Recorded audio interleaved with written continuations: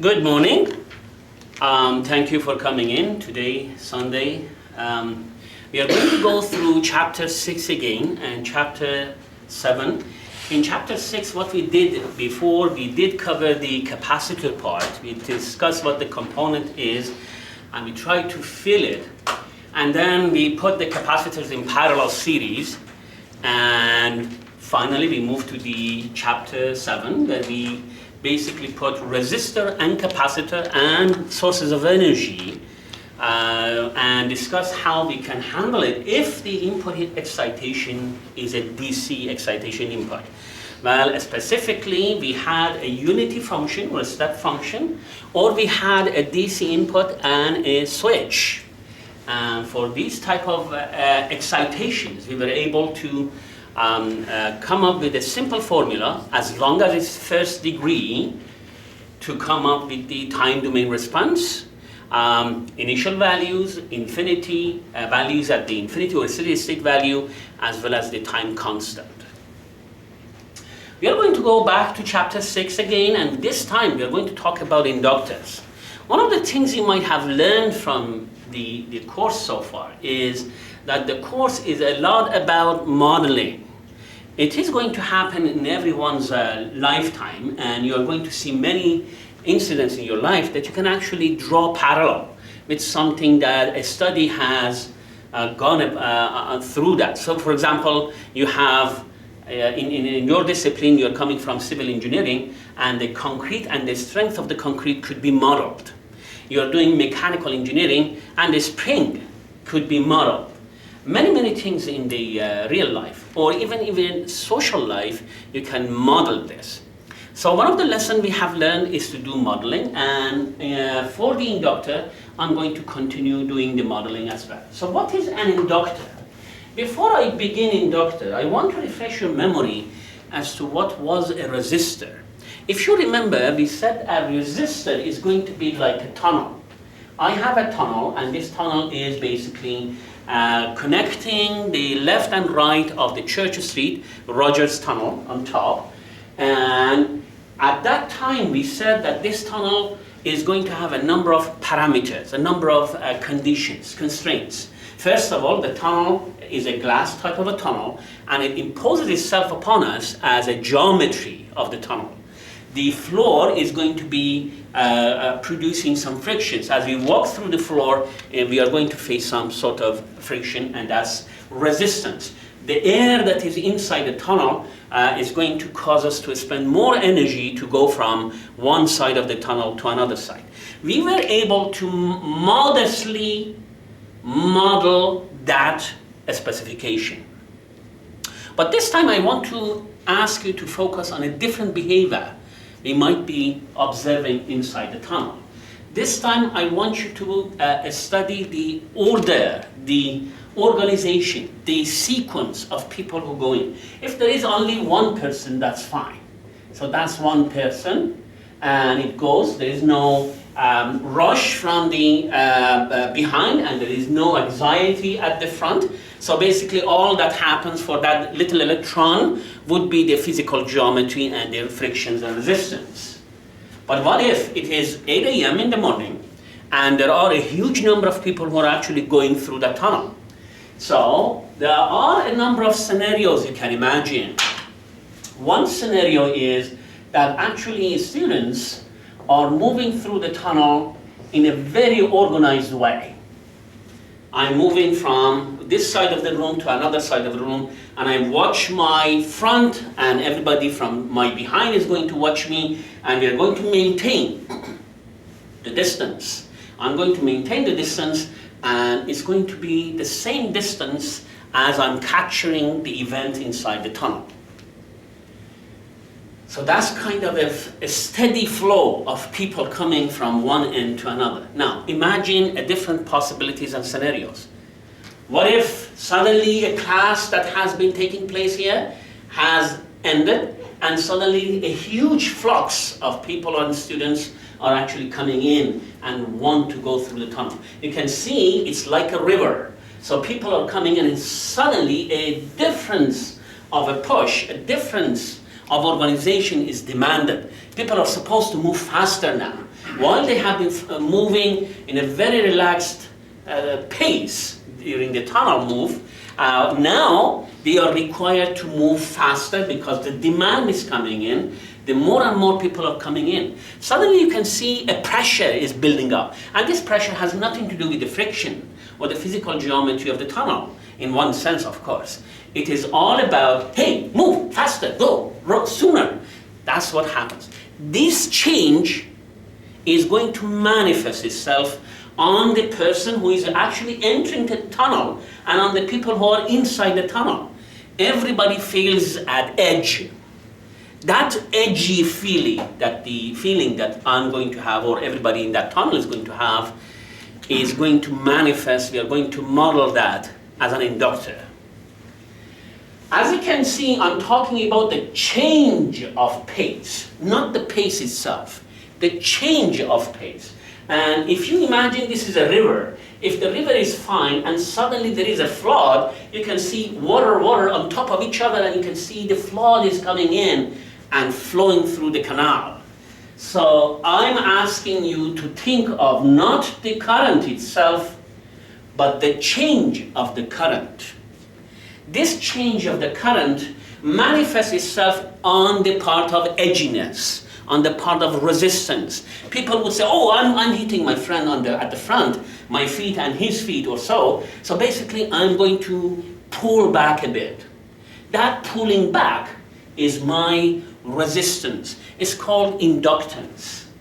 So I'm going to say the voltage, I'm going to spend more energy now. More energy, not because of the friction, but because of the organization, because of the pace. I'm going to watch my friend at the front. My friend is going to move faster. This entire scenario is going to be more energy per person, more energy per electron, and this one is going to be captured by inductor. There are other sides of the proof, and I don't want to go into the physics of it, but you can also say inductor is equal to the amount of energy per person that I need to do divided by the change of pace. That's going to be my inductor. The inductor is measured in Henry. H, this is the unit, and the person, this is a scientist's name, Henry, who has contributed in this field quite a number of years ago. So basically this relationship, I'm going to note it as the L. You can imagine this type of edginess, this type of pace in different scenarios. If you have a straight straw, and you want to basically go, you can actually take a look at the liquid that is going through the straw, and you have a glass, and you put your straw in and you start sucking the soft drink out of it. Now you can see the way that this is going to go, everything is going to be fine, but I want you to imagine if you have this type of a straw, a Mickey Mouse straw. So you put it in, you can see that this comes in, and obviously what happens is that sometimes you can see a type of a bubble inside. You can see bubble. You can see that if you want to do the same amount of drinking as you have done with a straight straw, you need to push harder. That feeling of pushing harder is going to be captured by L. By now, you can say that this L is going to manifest itself much the same way as a resistor.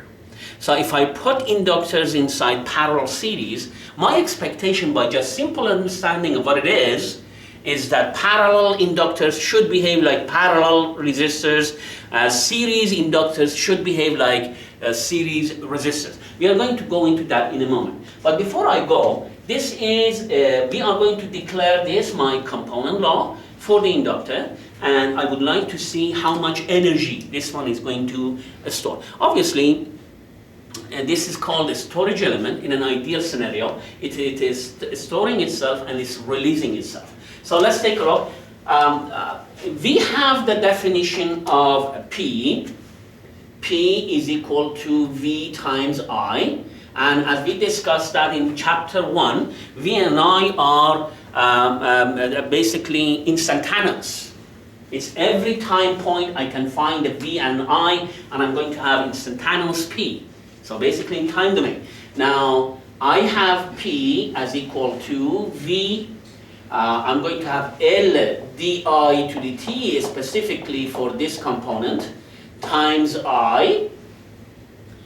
P is going to be, let's have this one properly ordered. So this is I di to dt.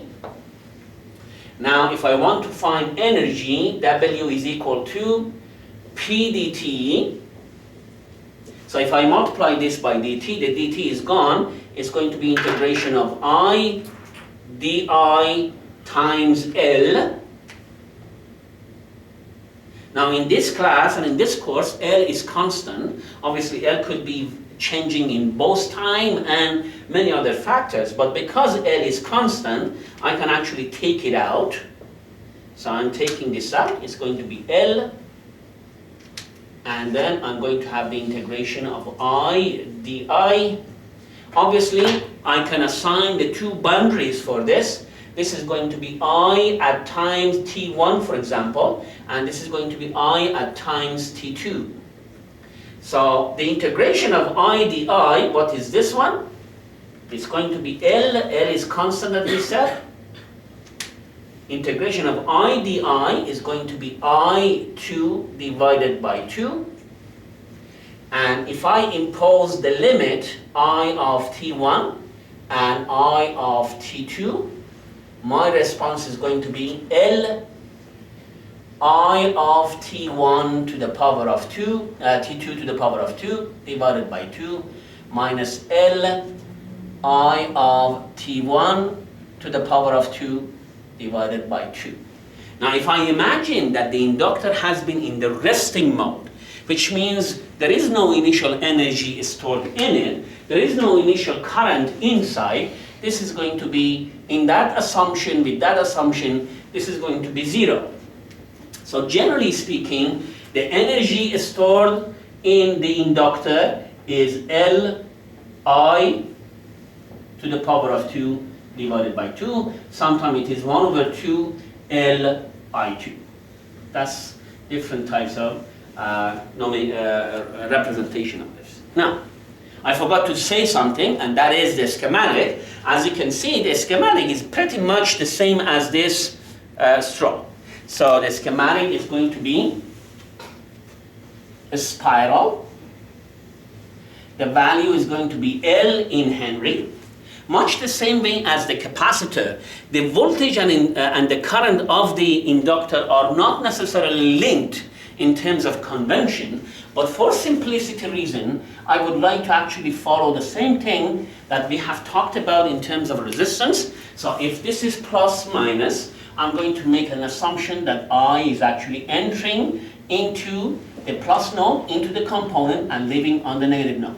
Please note, unlike resistor, where we have the Ohm law, where this is actually glued together by the Ohm law. When you choose the V, you have to choose the I. When you choose the I, you have to follow the Ohm law to get the V. For the inductor and for the capacitor, these two are not necessarily glued. So I might have plus minus voltage, but the current might be going this way.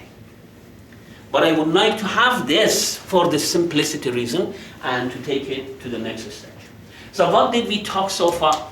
We tried to explain what an inductor is, what the representation of an inductor is. We tried to put that into a mathematical formula, took advantage of it when we went to find the energy stored inside the inductor, and that's the schematic. Before I leave this page and move to the next part, which is going to be parallel series combination, I want to study this equation we have as the component law for the inductor. I'm sure you remember what we discussed in terms of capacitor. I was equal to C dV to dt, and we made a number of important observations. Take a look at this. I'm talking about derivative of I versus t. Well, let's take a look at a possible waveform in time. If this is time domain waveform, and this is, for example, a constant, so this is a constant, and everything is constant, so what happens? So if for example, the I of t is going to be, say, 2 amp, and it's DC 2 amp, what's going to happen? The derivative of this current is going to be 0. People are actually moving. The pace is the same, exactly the same. So basically we don't have inductance in that sense. We don't have, we do have inductance, we don't have the voltage for that. We don't need to have extra voltage dedicated for that pace, because the pace is taking place and all I have to worry about is the friction and physical geometry of the tunnel. This is a DC current. For a DC current, di to dt is going to be 0, and the voltage is going to be 0. So I don't need to spend extra energy if I want to go through that tunnel, because the pace is uniform. Now I want you to imagine something else. This time I want you to imagine that the current is coming in, and suddenly there is a very slight, and I don't care how small it is, jump in the current. I'm going to call this 2 plus epsilon, and it could be 2 plus 10 to the power of minus 10 billion, something like that. I don't care how small that is, but there is a jump. There is a jump in the current. Let's see how it's going to happen. Now, the derivative of current in terms of time is going to be 0 until I hit the t as equal to 0 minus. This point is going to be 0 minus, and this point is going to be 0 plus. I intentionally separated the 0 itself. So, for 2 amp, the derivative is 0. For 2 plus epsilon, right after 0 plus, the derivative is 0. What happens for this slight dramatic change? For that moment in time, if I want to take derivative of this change is infinity. It's a direct function, if you remember. So for those of you who remember, that's direct or direct function. It's going to go right into infinity and then 0. So it's going to be 0, infinity, and then 0. What does that mean? If this derivative goes to infinity, with having L constant, you have infinity as the voltage. And that cannot be the case. You can't impose upon a design an infinity. Now, I want to give you another feeling on this. I want you to feel what I just said. If you take a look at evening times, when you want to go home and you take a look at the lights that are on the streets, or perhaps I can, both ways work. Perhaps I want to take a look at the sunrise. You just come in from home and you want to go to work, and you take a look at the lights across the street. What do you see? For example, you see about 20 of these lights on the horizon, and you can see that the lights, all of them, do not turn off immediately. First of all, a 5 batch by 5 batch, they are going to turn off. 5 of them turn off. Then the next one, 5 of them turn off. And then after 5 minutes, another 5 of them turn off. What is really happening? The voltage and the energy that is coming to these lights are coming from motors. And the motors, by nature, they have inductance inside. So if I turn all of these 20 lights off suddenly, I'm asking the motor to reduce the current suddenly. So basically it's going to be this, and then come down, and this. A sharp change in the current. Because they are basically in the system, right? So what happens if such a thing is drastic? That engine, that motor is going to explode. If you go to 612, and some of you do, and that's machines and actuators, there is a lab in this building. this engineering building. And that engineering building, in that lab, we are going to ask you to get you to experiment with the motors. But make sure there is either the instructor or an experienced TA inside. If you go in and you turn off one of these motors, it's going to explode. Of course, there are some safeguards, but depending on how you turn this off, you can hear the sound of basically the engine when it's basically not not functioning properly. So what the city does is this. The city says, I can't turn off the 20 lights immediately. I'm going to turn off these 5. But inside a secured area, I'm going to have a 5 equal load inside a secure area beside the DC, beside the motor. So I'm going to move these 5 lights from the street to the secured area. The load is the same though. So the engine doesn't see a change of the load. But then inside, after 5-10 minutes, you can see they are going to gradually, slowly, basically take those load off. The load is now ready. Another batch come in. The batch is transferred to inside the basically transformation area. So the batch is moved in, and then again, the experts inside that area slowly take the load off so that it doesn't explode, and so on and so on. So this drastic change is really important for us. We cannot allow a drastic change to happen in terms of the inductor, because that's going to manifest itself to a huge voltage, and that huge voltage is not sustainable.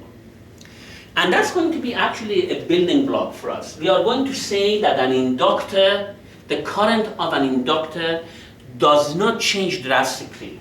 In order to have that in the proper format, of course mathematically you can always talk about infinity and nobody is going to get hurt, but practically your signal is going to be like this.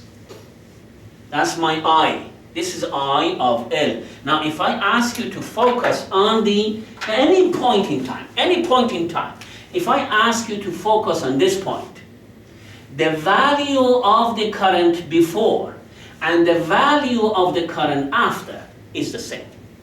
It's continuous.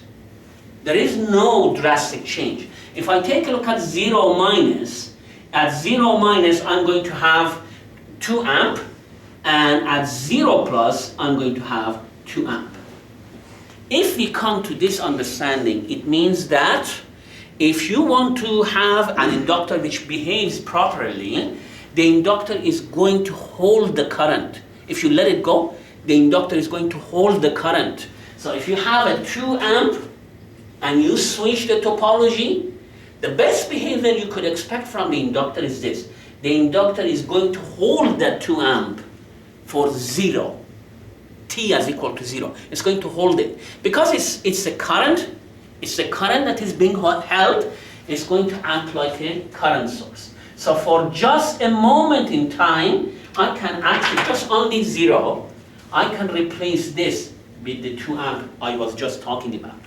An inductor current does not change drastically, and as such, the inductor could be represented momentarily by a current source. We are going to use this a specific understanding when we go into chapter 7, talking about RF. Now we are ready to go and put inductors in perspective and see how it goes. Put them in parallel and series connections. Okay. Suppose that inductors are in series. You remember we said that I have a good feeling that inductors are going to behave like a resistor. Well, if this was a resistor, R1, this was R2, this was R3, and I put them all in series, I would expect the total resistance to be R1 plus R2 plus R3. Because that type of resistance I was just talking to you about is pretty much the same as resistance and workout I need to do, I expect the total inductance to be L1 plus L2 plus L3. Let's see if that's the case. Now I'm going to have a source of energy applied. For the sake of it, I'm going to have a circle plus minus, it could be DC, it could be AC. I'm just going to call that E. This source of energy is going to feed the system that is in black by IT. Because everything is in series, we learned the lesson that all these currents, I don't have to prove it to you, all these currents are going to be equal to IT. The voltage across this is going to be plus minus V1, plus minus V2, plus minus V3. Now if I write a Kcl law in this loop, I have only one loop, and you start from this, you're going to get minus E plus V1 plus V2 plus V3 as equal to 0. You're going to get E as equal to V1 plus V2 plus V3. So that's the topology law. This has nothing to do whether these components are inductors or not. It's about the connectivity and the topology of the system. What are the component law for this? The component law for this, for V1, I'm going to say V1 is equal to L1 di1 to dt, that's I1.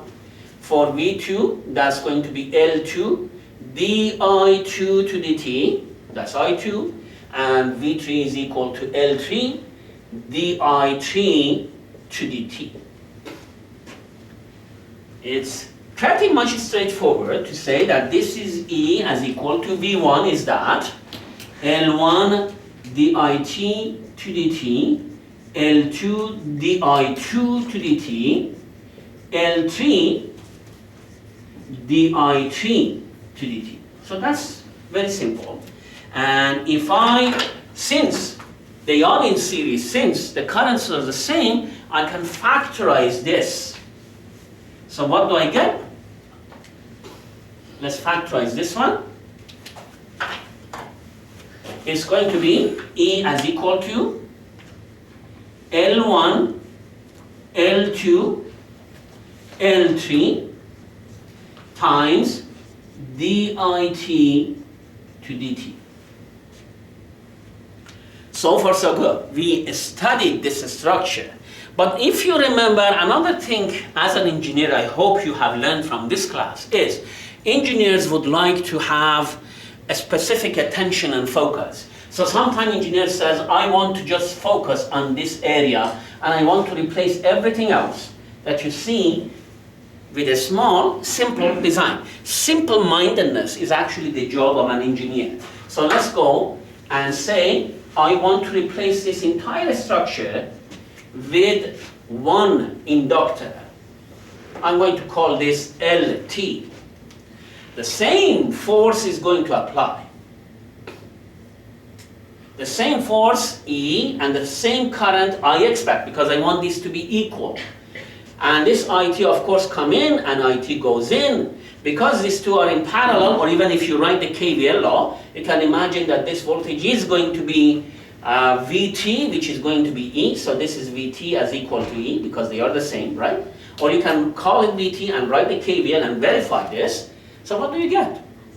In this design, you expect Vt as equal to Lt dit to dt.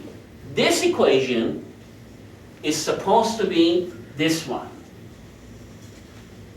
Now you see what I mean by exhibiting the same behavior and response as resistor does. So dit is gone, E and E is gone. My conclusion is this: Lt, that is seen from this end, Lt or L equivalent is equal to L1 plus L2 plus L3. This is in time domain. We have not yet moved into frequency domain, and in time domain I can have inductors in series added up, summed up to one inductor. Let's go in and put inductors in parallel and see what happens. Okay.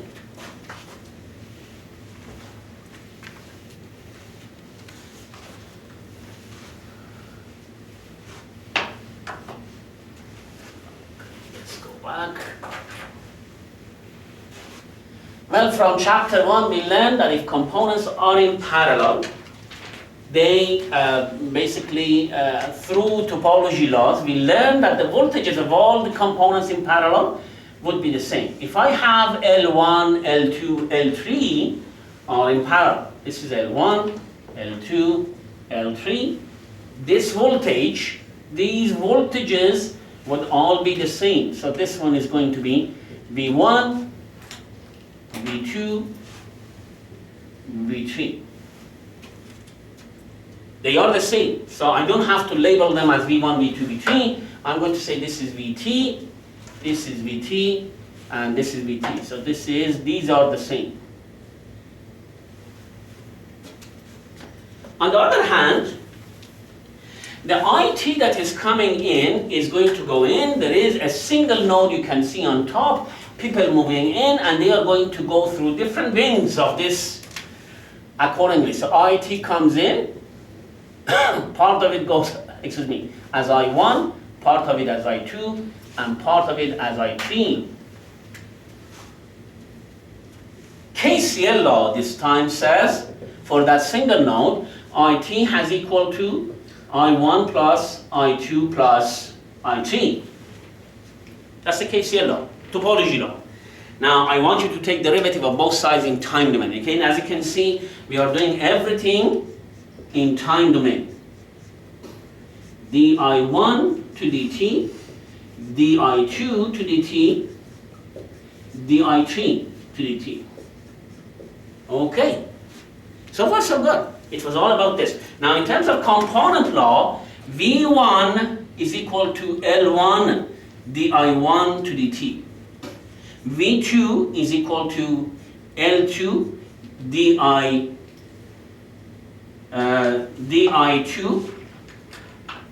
V2 is equal to L2 di2 to dt. V3 is equal to, again because they are the same, I don't want to have different index. V3 is equal to L3 di3 to dt.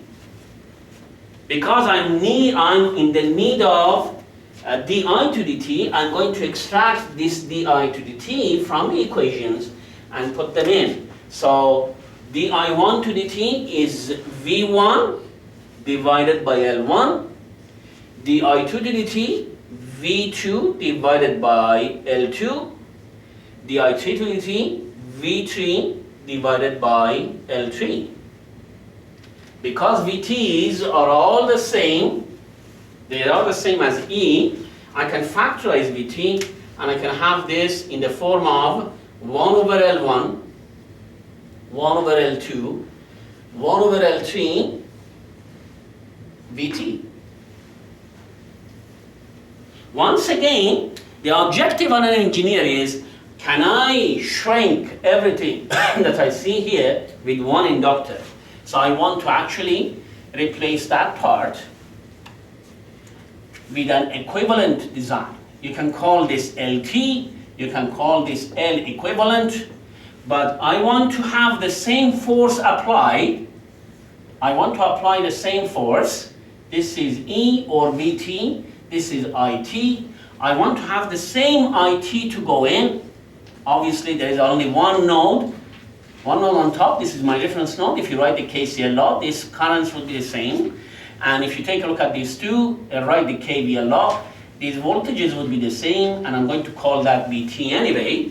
Now for this component, my component law would be VT as equal to LT dit to dt.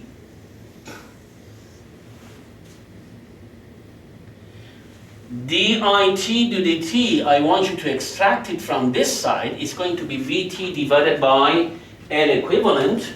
So this is going to be VT divided by L equivalent. Okay? And VT is gone. I come to the important conclusion. 1 over L equivalent, or LT, is 1 over L1, 1 over L2, 1 over LT. And this obviously confirms my initial understanding of what an inductor is. If inductors are in parallel, in time domain, they behave the same as resistors in parallel. You need to do the inverse. to get the value of L equivalent calculated. Okay? Let's go into chapter 7 now, and in chapter 7 we would like to put R and L and a source of energy together and see what happens. So let's go into, I'm in the third item. Allow me to erase this.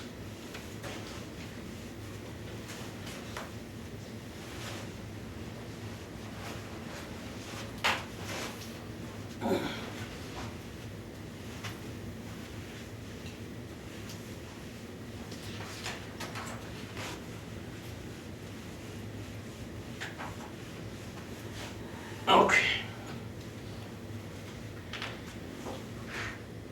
Again, chapter 7 talks about different scenarios, but I would like to have all the scenarios, possibilities into one compact form. I'm going to have a voltage source. Let's call this E. Then I'm going to have a resistor. And then I'm going to have an inductor. This inductor could have an initial current. Remember in di to dt, when we did the integration, we said I of t0 and I of t1. I of t1 and I of t2. So I'm assuming that this inductor could have an initial current to it. Now let's go back to chapter 1.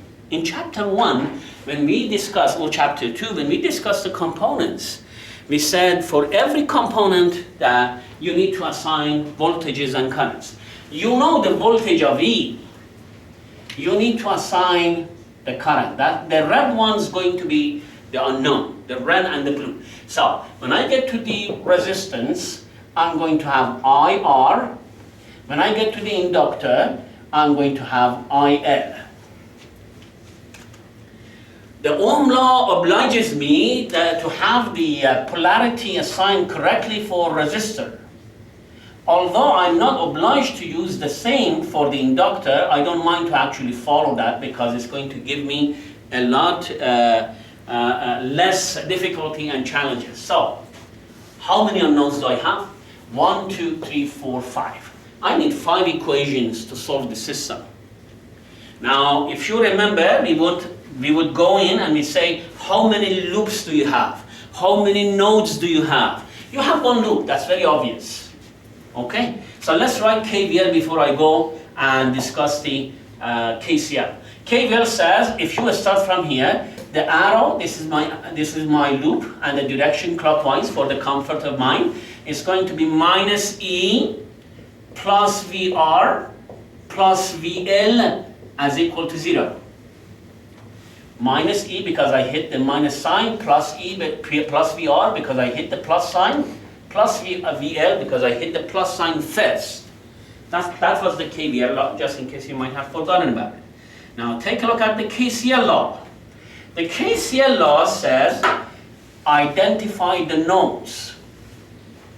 I have one node at the bottom, one node on top, and one node on the top left and top right. If I call this C, I am inclined to accept this as my reference node with 0 voltage. This is going to be node A, and this is going to be node B. The discussion I'm going to follow today and on this whiteboard is actually written nicely on a few pages and loaded on the blackboard. So you might be able to grab that as well. So take a look at node A. You are saying IT is entering and IR is leaving, and that's equal to 0. That's for node A. For node B, you are saying IR is entering and IL is leaving, and that's equal to 0. This is my KCL law. KCL, KVL laws are topology laws. Now for the components, what do I have? For the components, for component law,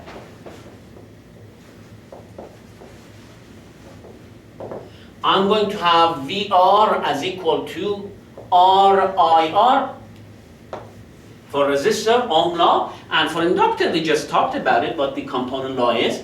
VL is equal to L dIL to dt. Okay, let's begin. These two Kcl laws are going to come to a very friendly conclusion. IT goes to the other end, IT is equal to IR is left. IR goes to the other end, IR is equal to IL left. So this one says IT and IR are the same, this one says IR and IL are the same, everything is the same. So basically IT is equal to IR is equal to IL. It's very obvious because obviously it's a branch. This has to be the same, this has to be the same, so these all currents are going to be the same. You can say this is a loop, the current in this loop and this single loop is going to be the same for all the components. So either way, you get to this stage. Because I want to focus on an inductor, I want to say all the currents are going to be IL. So this one is going to be R equal to, VR is equal to R times IL. And this one is obviously remains the same anyway, dIL to dt. Let's have VR and VL replaced into this and see what happens. This one is going to be minus E plus VR. VR plus VL. Okay, as equal to 0. What do we have in front of us? We have a first degree circuit. Why do I say first degree? Because you have only one inductor, one storage element. If you had multiple inductors and still you could use parallel series combination to get only one inductor out of it, still you have a first degree design. So as long as I have one storage component at total, it's going to be first degree. So that's first degree. It's going to manifest itself as the first differential equation. First differentials of I have. I don't have d2 to dt2. Okay. The second thing about this design is E incoming voltage or source is a DC source. Of course I can still utilize this for any other sources, but as I'm going to go and focus on chapter 7, in chapter 7 the incoming source is a DC source. So as soon as I see a circuit in front of me, I shouldn't be losing the fact that either it is excited by a DC or is it excited by an AC. I need to distinguish between these two. If it is DC, I'm going to be fine and I'm going to utilize this. Let's go and see if we can solve this design, this equation, this first degree differential equation. Okay, I'm going to grab this basically on one end. So it's going to be RIL minus E as equal to minus L dIL to dt. What did I do? I took this to the other end and I rearranged this accordingly. Because if you remember, with all the integration and derivatives, I want to have IL with coefficient 1, I'm going to divide this by R. So take a R out, is IL minus E divided by R as equal to minus L dIL to dt. This R is constant, let's take it out.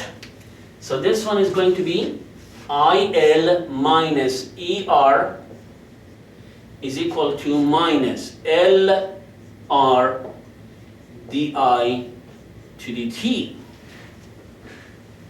Now I'm ready, I want you to cross multiply. So this dt comes on this side. This one goes under di, this constant goes under this one. So I need you to be able to follow me in terms of arrangements. Okay, what do I get? I'm going to get di on one end and I have IL minus ER on this way. I'm going to have dt on the other end, but I'm going to have RL. Or I can actually take the entire one and put it in. So it's going to be minus LR.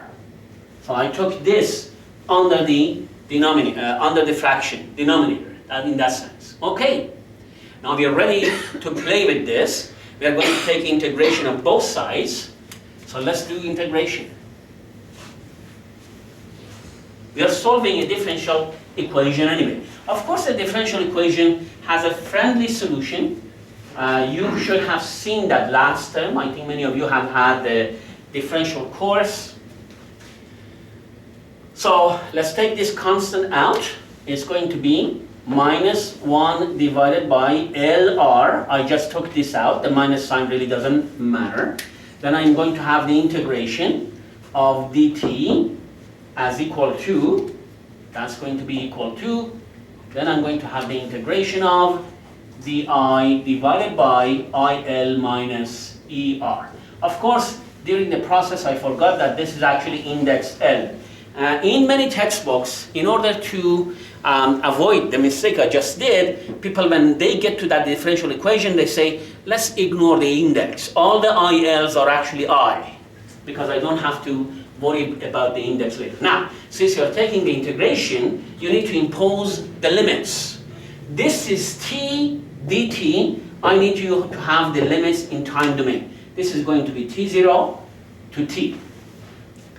Since the integration is done simultaneously on both ends, you need to have limits on this side as well, but you need to correspond with the limits. So if this is IL dIL, you need to talk to me about IL of T0 and IL of T. This is T0 IL, this is TIL. They have to match. Okay? Let's take a integration once again. It's going to be minus 1 over LR times, it's going to be T with the limit of T0 T. That one we already know what it is. That's a ln function. So it's going to be ln of IL minus ER with the two limits of IL T0 and IL T.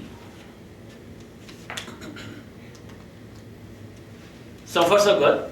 I don't need the previous steps because I'm short of a space. I'm going to erase this.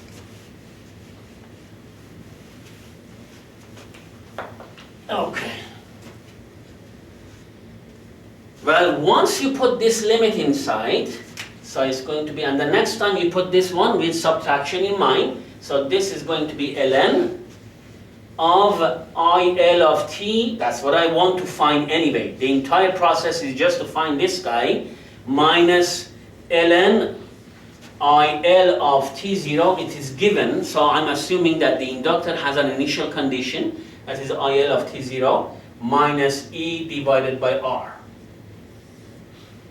Okay? This one is easy. We are going to have, this one is going to be minus 1 over LR. T applied first, T0 applied next. So what do I have? I want you to see the two ends. So let me erase this.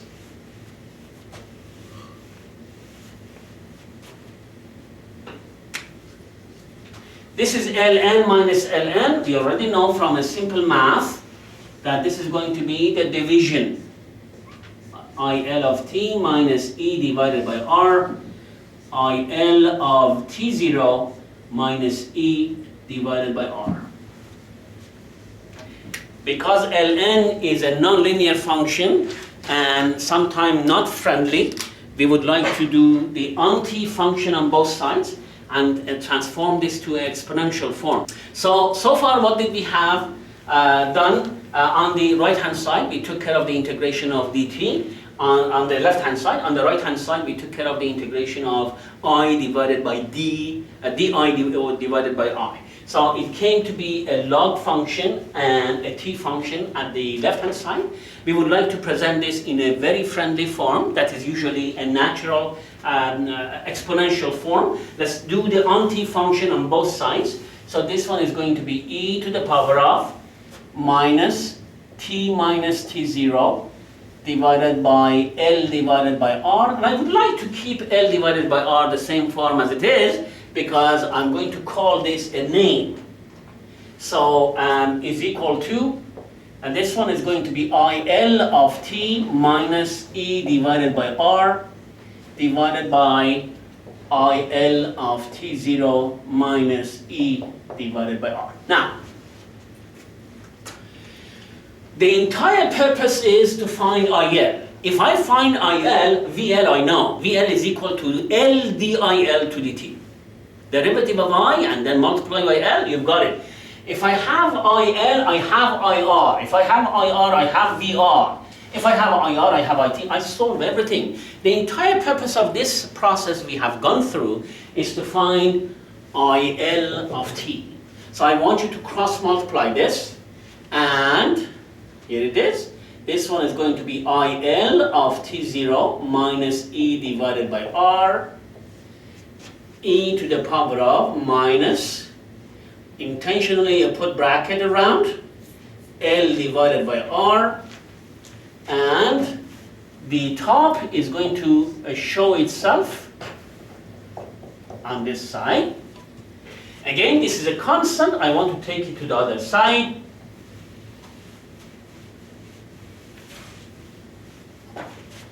So IL of t is equal to E divided by R plus IL t0 minus E divided by R, E to the power of minus t minus t0, in bracket please, L divided by R.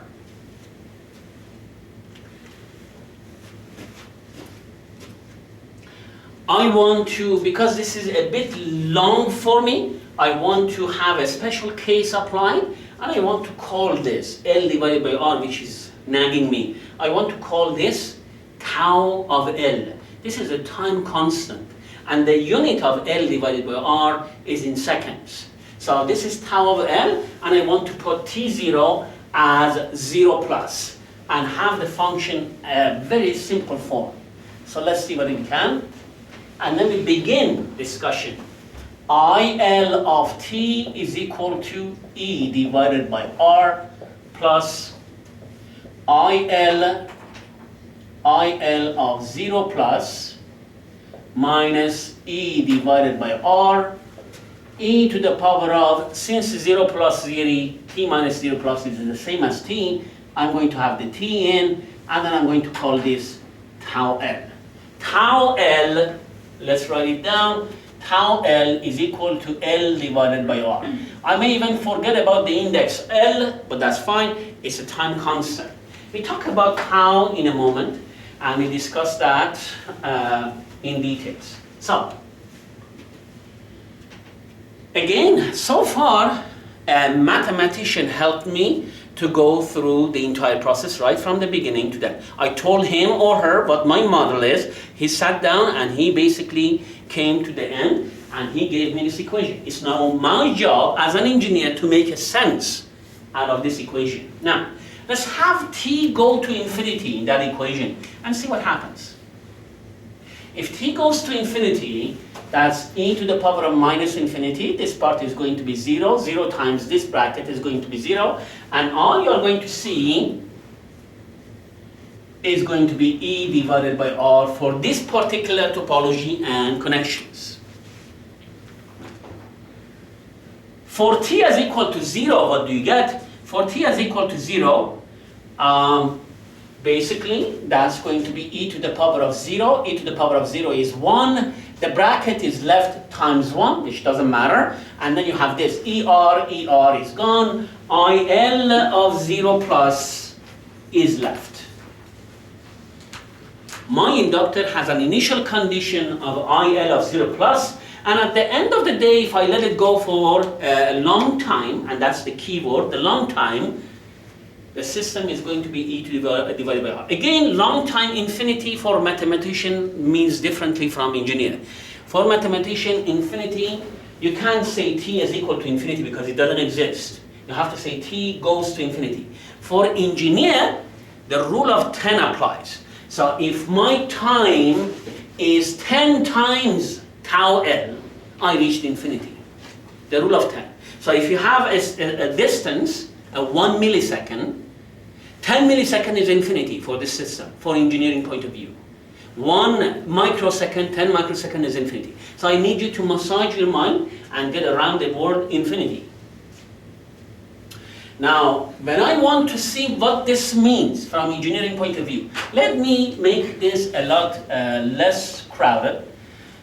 We already know the currents are going to be the same. That's my design. Okay.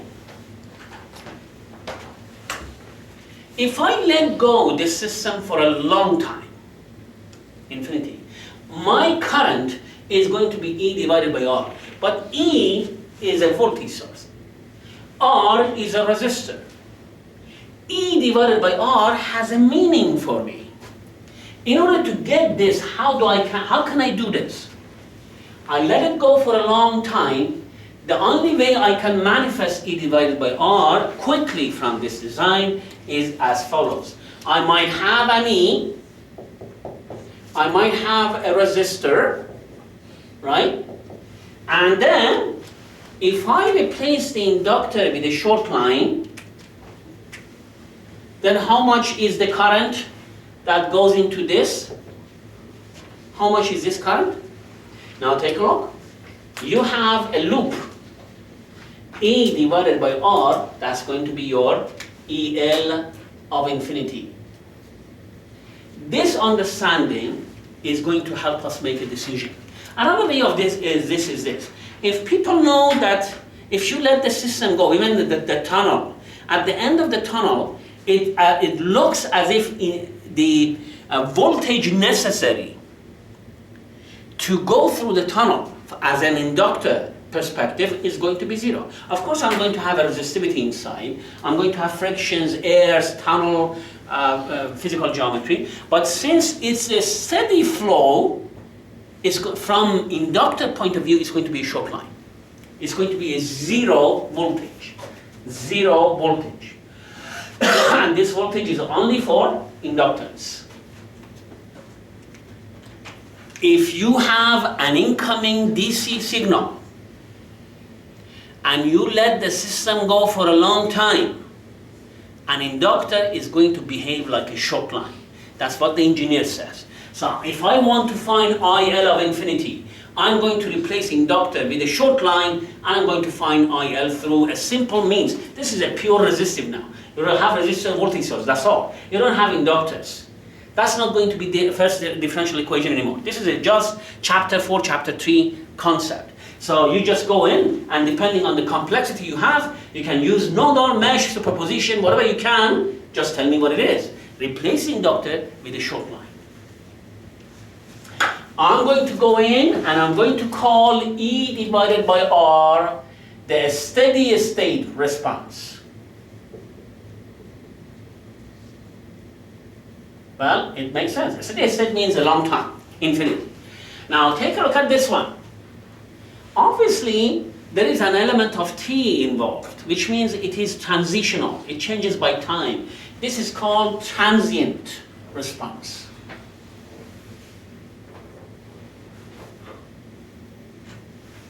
The difference between humans and animals is that humans simply call everything they need by a name. This is a name, a steady state response, transient response. Okay? Let's take a look at this function one more time. I want to erase this, I don't have a space. Let's take a look at this function one more time. If I rearrange this and I grab E divided by R separately, what do I get? I'm going to get E divided by R. It's going to be 1 minus e to the power of minus t divided by tau, and this is tau L, please, and then plus IL of 0 plus e to the power of minus t divided by tau L.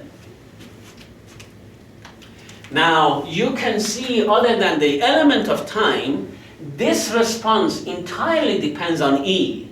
If E is 0, this response is 0.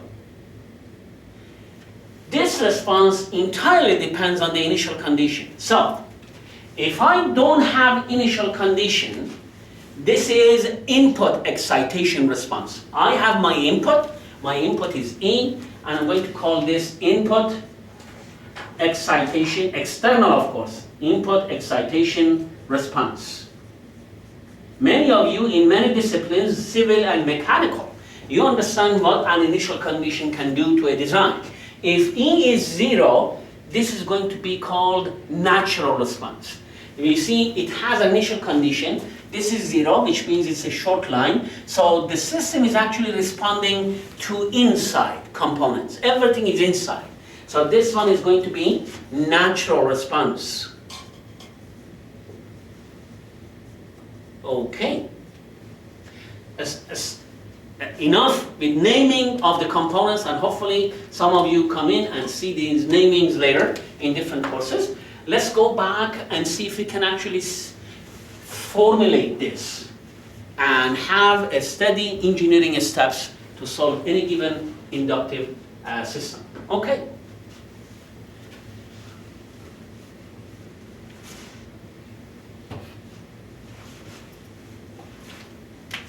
I can say IL of t is equal to E divided by R is IL of infinity. IL of infinity, IL of 0 plus, IL of infinity, I'm replacing this one by one, e to the power of minus t over tau, tau L. You remember we had the first degree response, and that was y of t, any y, any variable in a first degree response is going to be y of infinity plus y of 0 plus minus y of infinity e to the power of minus t over tau. Okay?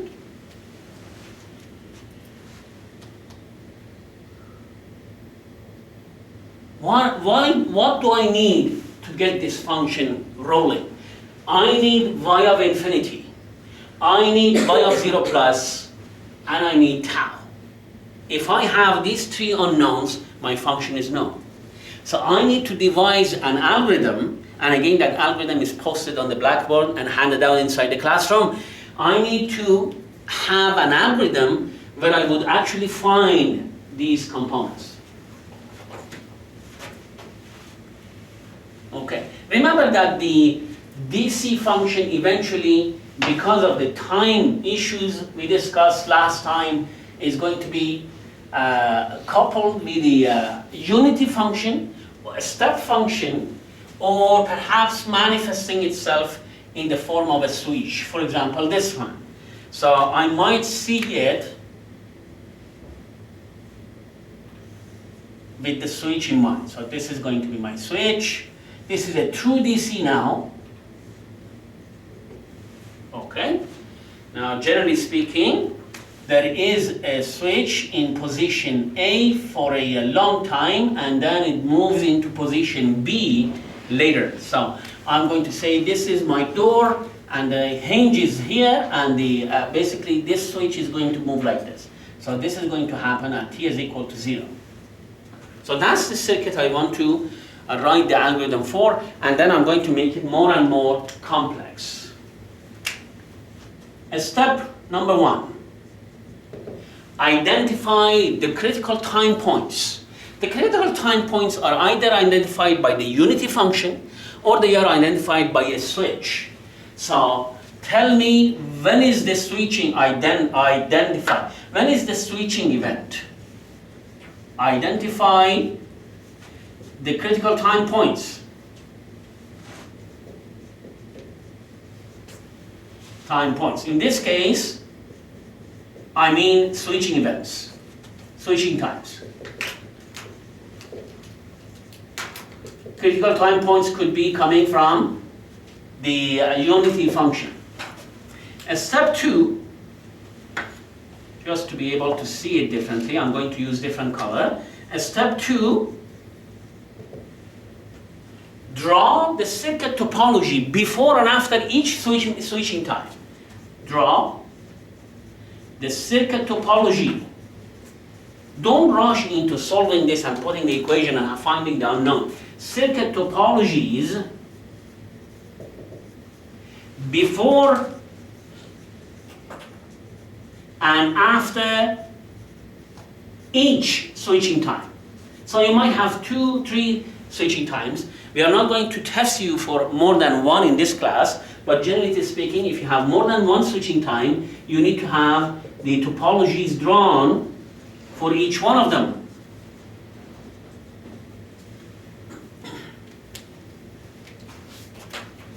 Step 3. Because I don't have a space, I'm going to erase that, but I hope that everyone has taken a note and you can actually follow me when I want to solve this step by step as what I'm going to do. Remember what we said for the inductor. V is equal to L di to dt. Remember we discussed extensively that the current of the inductor does not change drastically. Because of this property that the current of the inductor has, regardless of what the variable of interest is. Here I am lucky, this is I of L. But if I'm asking for V of L, if I'm asking for VR, IR, I of T, doesn't matter. Regardless of variable of interest, for the before switching time, focus on the current of the inductor. So regardless of variable of interest,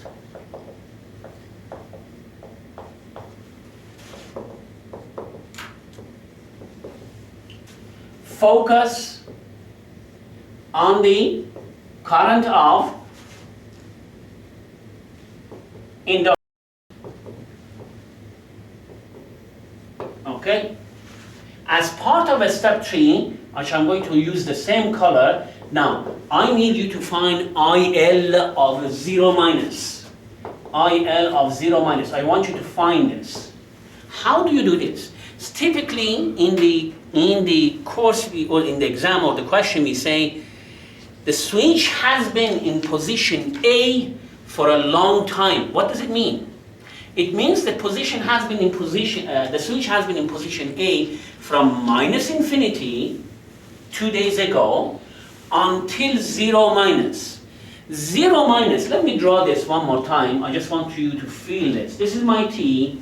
This is IL of T. And this is 2 days ago, which is pretty much infinity, minus 2 days ago. Okay? And then you come in to 0 minus. Right?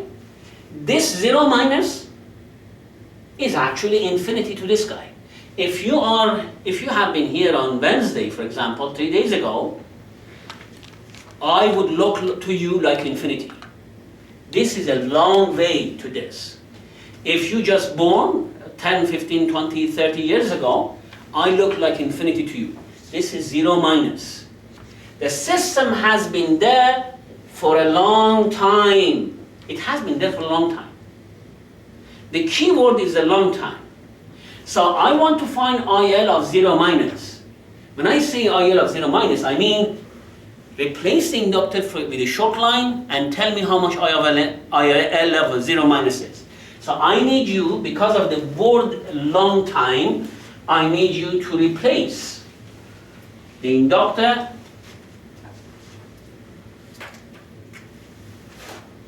again. 0 minus is a long time to a couple of days ago perhaps. Okay? Because it's a long time, I need you to replace inductor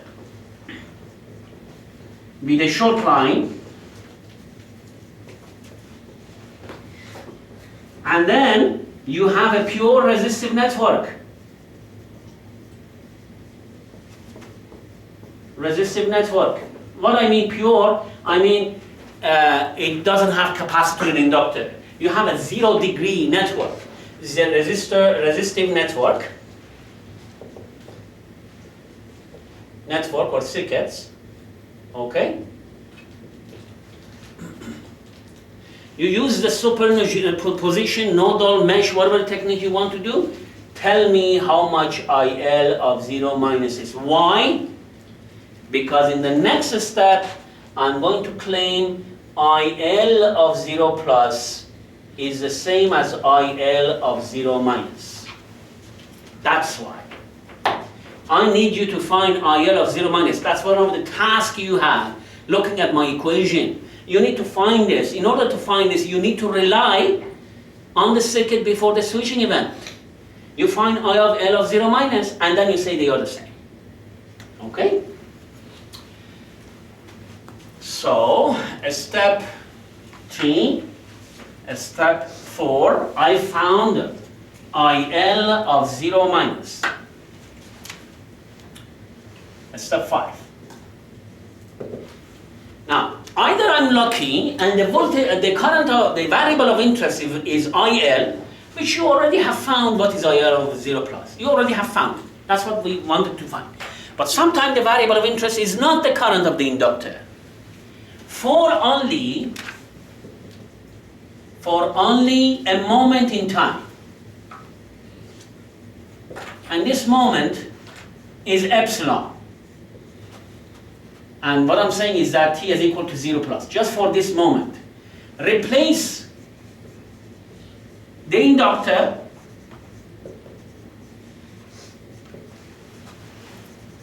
with a current source. Current source. Why do I say current source? Because you remember I said inductor is going to hold it. It's going to hold this current momentarily. It's not going to change. It doesn't like change. So if this is 2 amp, this is going to be still 2 amp. And for that moment, it's still 2 amp. Right? With a current source, and find y of 0 plus. What is y? That's your variable of interest. Find me y of 0 plus. You need to tell me y of 0 plus, you need to tell me y of infinity, and you need to tell me tau. You're done. You go in and apply into the equation and you're done. Okay?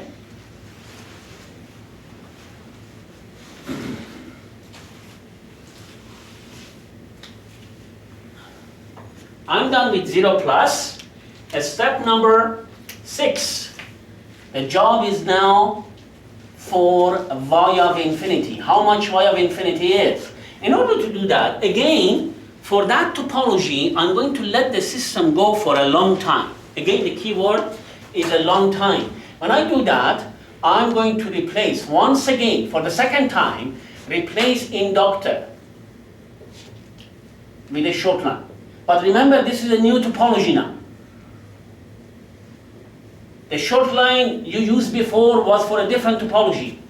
And find, you have a pure resistive network once again, and find y of infinity. Okay?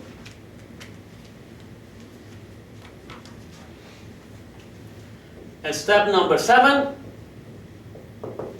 we need to find tau. Tau is equal to L equivalent divided by R equivalent. What is L equivalent? If you have more than inductors in parallel, as long as they are in parallel, you can shrink it into one inductor. That's what your L inductor is, L equivalent is. If you have inductors in series, you can still replace it with one inductor. That's what this one is. That's the first degree design. Now, you need to find me R equivalent. Regardless of what the variable of interest is, you are going to stand across the inductor, much the same way you did with the capacitor. You're going to stand across the inductor. The inductor is nothing, it's just short, it's just behind you. We are not going to say that the inductor is short. We are not going to say the inductor is open. We don't care about what the inductor is. We are going to say someone has stretched the inductor and the inductor is behind you. You're looking at this angle. This is your eyes. And you are asking me to find the R equivalent seen from this angle. Now, in order to do that, I'm assuming that up to now, your system has only independent source. Only independent source. So if you have an independent source, let me actually grab my system. This is my system. This is the second topology, the after switching event, right? Now, in order to find R equivalent, you stand across these two, which would be the two ends of the inductor. And you look at your design. You shut down all the independent source. The voltage source shut down to 0 becomes a short line. A current source shut down to 0 becomes an open line. So, shut down, Step number 7. We want to find R equivalent. Shut down all independent, I stress on this, independent source or sources, and this means if you have a voltage source, okay, and you are going to shut it down to 0, a 0 voltage source is going to be replaced by a short line. This short line is because of the voltage source. If you have a current source, okay, and you are shutting down this current source to 0, okay, a current source that is shut down to 0 is going to be an open line. What do you have in front of me when I do this, when I replace this with a short line? I'm going to see only R, or a bunch of R's, parallel series R. However I do, I eventually find R equivalent. You need to find me R equivalent, and in order to do that, you shut down the system and you do so. Step number 8, that's the last step. It's going to be y of t as equal to y of infinity, y of 0 plus y of infinity e to the power of minus t over tau L. This is tau L. I'm going to go and explain a number of examples, and then I want to come back and talk about tau. You've had the chance to play with the scope in lab number 4 already, and I have made a number of tutorials available on the site, but I want to go and explain this in more details.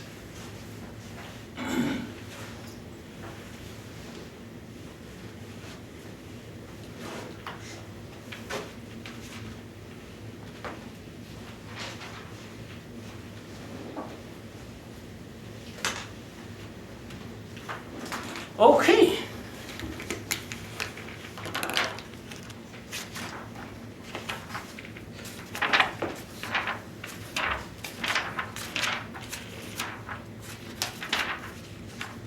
Let's begin with an example on page 263.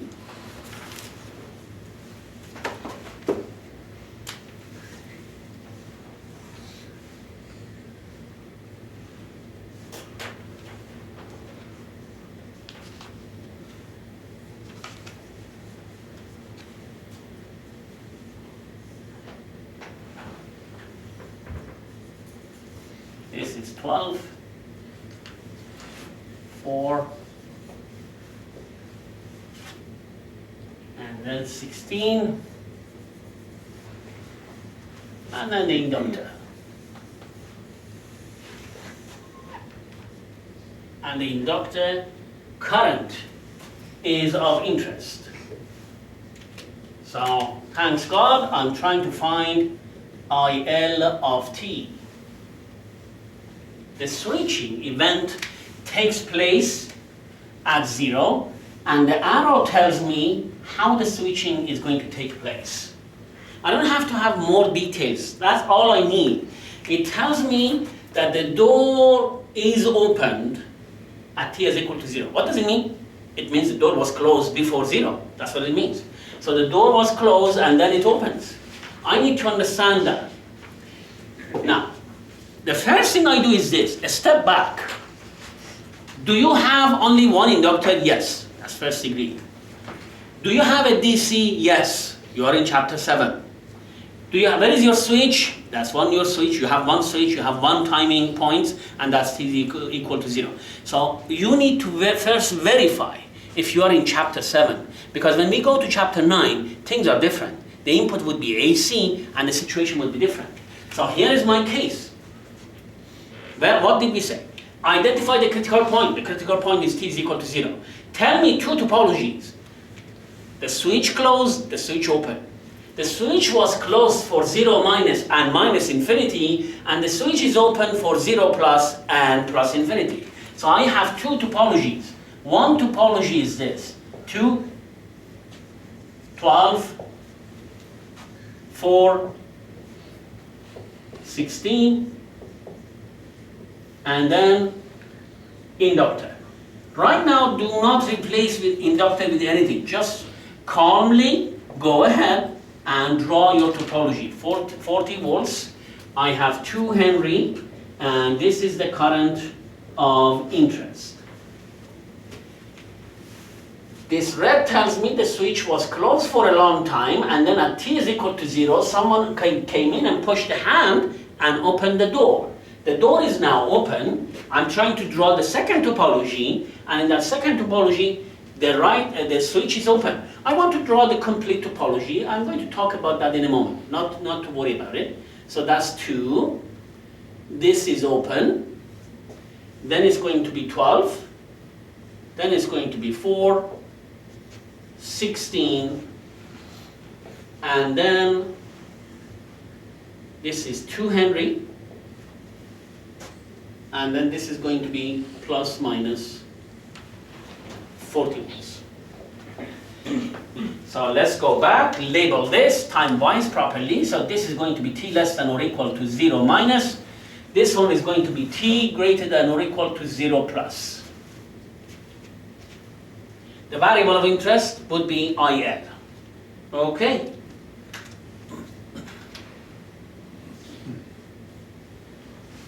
Since I'm short of a space, I'm going to erase this.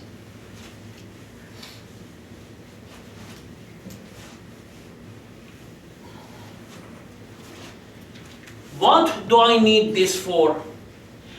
The question says, tell me I of t after the switching event. So this is IL of t, and all I have to do is to find IL of 0 plus, IL of infinity, and tau dedicated to this topology. Then I'm fine, duplicating the equation. In order to find IL of 0 plus, I need to find IL of 0 minus, because I know that the current of the inductor is going to be the same as it goes from this to that, right? Here is my system. This system has been there for a long time. It means from minus 2 days until 0 minus, the system has been there for a long time. The inductor is going to act like a short line. Now I go ahead and I'm going to replace this with a short line. The question is how much? Now, all I can say is I'm trying to find IL of 0 minus. Okay? Many come and ask me this question, what is happening to this 16 ohm? I want to explain this because for inductor becoming a short, several things might happen to your topology. This is a short line. The voltage across this short line is 0. This short line is in parallel with 16 ohm. If this is 0, this is 0. If this is 0, the current through this is 0. A 0 current means this is open. It doesn't matter if it's there or not. That's one way of looking at it. Put yourself in the shoes of the people who come in on this side. People come in and they see 16 ohm resistance and they see no resistance to the same destination. So obviously everybody wants to go through the no resistance, 0 resistance path. This one has no current in. Because this one has no current in, I'm going to say it really doesn't matter if it exists or not. Again, please review what I just said. I want to find IL of 0 minus. Again, you have to utilize the knowledge we got from chapter 1 to chapter 4 and 6 and 7. IL of 0 minus is the current of this 4 ohm. You have 4 ohm, 12 ohm, and 2 ohm, and you have 40 volts. You want to find this, you go ahead, you do it by superposition, if it applies by nodal, by mesh, or perhaps you can do it by source transformation. I can actually do a source transformation on this side. It's going to be a current source. It's going to be in parallel with the resistor, that's 2 ohm. This 2 ohm, this is going to be exactly the same. Because the value, of course, is 40 divided by 2. 40 divided by 2, that's going to be 20 amp, I know. Now, if I had this short in my mind, the current is going to go this way, and therefore I have to make sure the current goes this way. Then I bring in the rest. The rest is going to be 12 ohm, and then the 4 ohm. And I just want to show you where that short line went. And I'm actually trying to find IL of 0 minus, right? So this is going to be 4 ohm.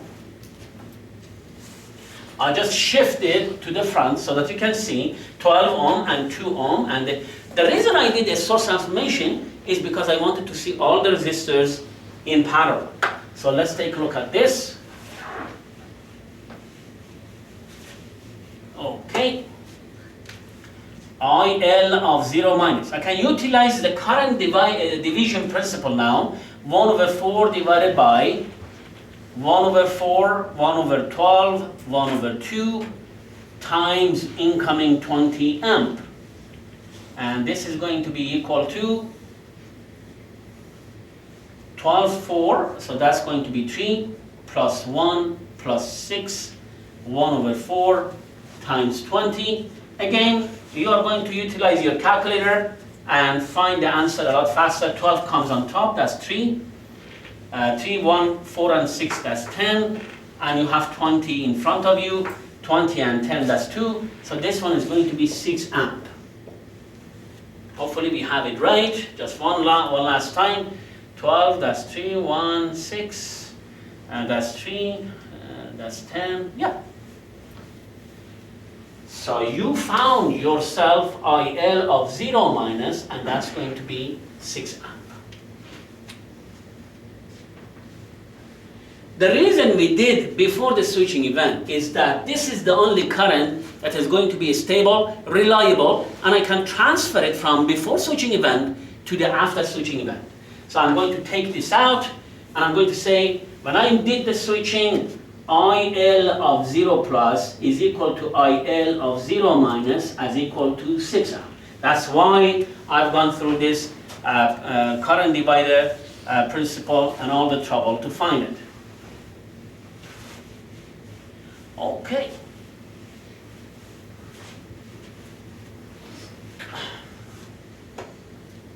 I'm left with the circuit after the switching event. First of all, this line is broken. People are asking me what is happening with this line.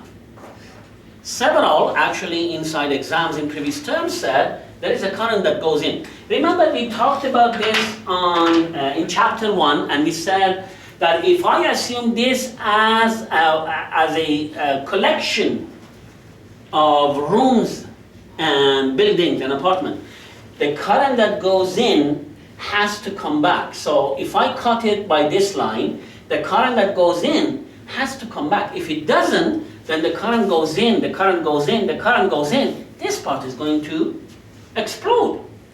Because of this nature, and the main reason this is going to accumulate as the current comes in is because it doesn't have a way to go back.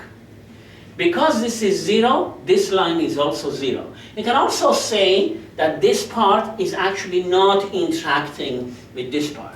If we come to this conclusion, it would be a lot easier to just remove it. Just remove it as soon as you make the safe understanding of what it is. Now you have a design and you want to find IL of infinity. I didn't replace inductor with the current source mainly because I'm not interested in any other variables. If I wanted to find V of 0 plus, I would do it. But at this time, I'm fine. IL of infinity. When I say infinity, I mean let the system go for a long time. And as the system goes for a long time, this inductor is going to act like a short line. You can imagine my design is going to be 4, and then 12, and then 16, and then it's going to be a short line. How much this current can be, and where is it coming from? Obviously, you don't have a source of energy. Since you don't have a source of energy, this current is going to die down eventually. Take a look at it this way. If this is a short line, this is 0, this is 0, there is no current here. If this is 0, divided by 4 plus 12, that's another 0. There is no current inside. All the currents are 0, and therefore IL of infinity is 0 amp. Okay? Now the last thing I need to do is this. I don't want you to think of this as a short line. I don't want you to think of this as an open line. I don't want you to basically think of this in any way. I want you to put your 2 feet across this and look at the design. This is what I'm asking you to find. If I do have independent source, I'm going to shut down those independent sources to 0. Voltage source becomes short, current source becomes open, and I'm going to find how much R equivalent is. Now, this one is relatively easy. I have 4 and 12, that's 16. 16 and 16 in parallel, that's going to be 8. How much is my tau? My tau is L divided by R. So my tau is 1/4, 0.25 seconds. So what is my function? IL of t is equal to IL of infinity, IL of 0 plus IL of infinity e to the power of minus t divided by 0.25. This is your function. We are going to take a break. After we come back, we are going to go and discuss more and more examples and talk about tau in a moment. Thank you.